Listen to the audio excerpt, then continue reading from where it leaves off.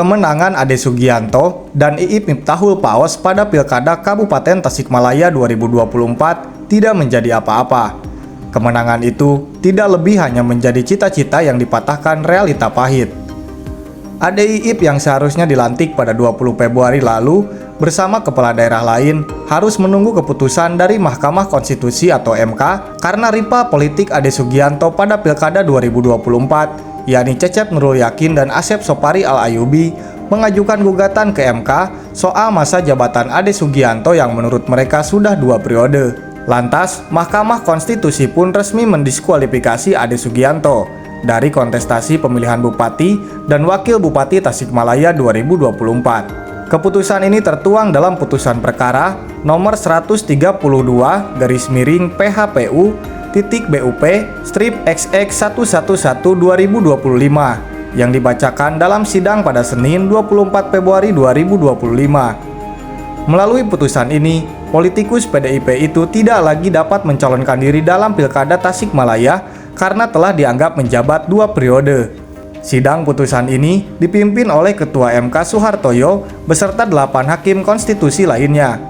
MK mengabulkan sebagian permohonan yang diajukan oleh pasangan calon nomor urut 2, yakni Cecep Nurul Yakin dan Asep Sopari Al-Ayubi. Sementara itu, Komisi Pemilihan Umum Kabupaten Tasikmalaya bertindak sebagai termohon.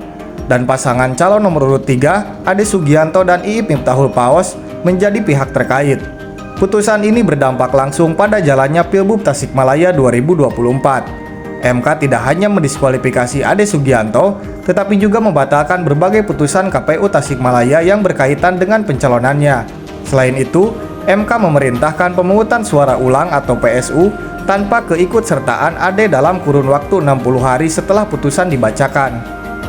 Cecep Nurul Yakin yang merupakan penantang Ade Sugianto dan juga pihak penggugat di Mahkamah Konstitusi tidak memberikan banyak tanggapan terkait gugatannya yang dikabulkan majelis hakim. Pada pilkada ini, Cecep berpasangan dengan Asep Sopari Al-Ayubi yang diusung Partai Gerindra, P3, PKS, dan Demokrat.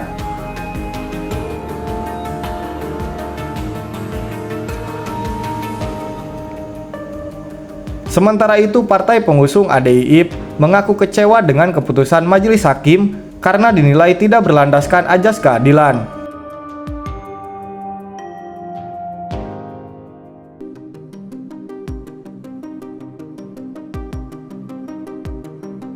Namun meski demikian, dirinya mengaku tidak dapat berbuat banyak karena keputusan MK bersifat final dan mengikat.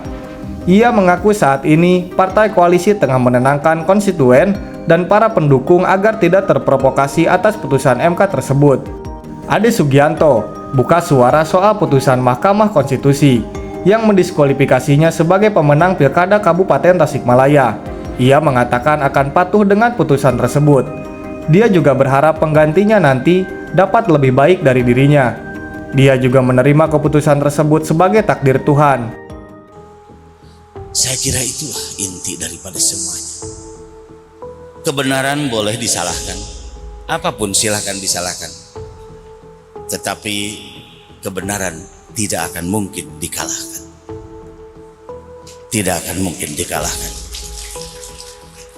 Semangat inilah yang membuat sang kiai tetap tegar menghadapi regu tembak, tetap tegar ketika harus meninggalkan anak istrinya. Piraku Bupati kudu eleh ngan sakadar kudu narima keputusan MK, begitu kira-kira. Kenapa? Karena tadi sudah disebutkan. Ya Allah, kenapa kita harus merasa kalah, merasa rugi? Padahal percayalah, apabila keinginan kita tidak terpenuhi, apabila keinginan kita tidak terpenuhi, percayalah, Allah punya rencana yang insya Allah dan mudah-mudahan lebih baik daripada itu. Doa lah ya, amanat. Amanatnya kepada siapa? Belum ada. Pak, memberikan kuasa hukum Pak, MK ini Pak, dengan putusan MK ini. Kenapa? Bapak akan memberikan kuasa hukum Ke? menunjuk atau gimana Pak? Oh, sudah ditunjuk kemarin ya. Dan keputusannya diskualifikasi saya.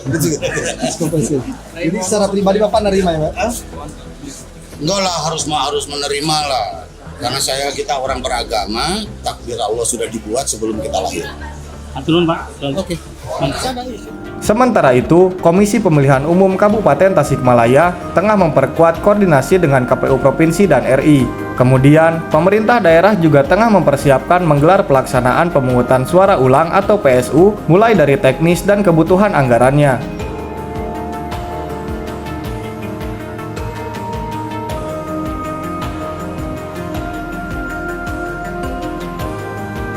Ia menuturkan, KPU Kabupaten Tasikmalaya siap melaksanakan amanat hasil dari putusan MK yang ditetapkan 24 Februari 2025 itu.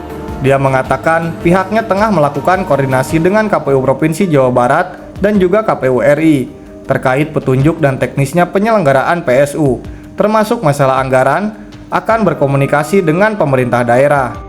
Ia menyampaikan saat ini baru tahapan koordinasi dan menunggu arahan atau petunjuk aturan dari KPU RI yang menjadi dasar KPU daerah nanti dalam pelaksanaan PSU. Setelah adanya petunjuk teknis dari KPU pusat, maka pihaknya akan mulai menyusun segala macam kebutuhan dalam pelaksanaan PSU untuk pilkada yang selanjutnya dilaporkan ke KPU tingkat provinsi dan pusat. Kira-kira siapa calon kuat pengganti Ade Sugianto pada pemungutan suara ulang? Lalu, akankah partisipasi masyarakat untuk memilih tidak anjlok? Mari kita lihat nanti.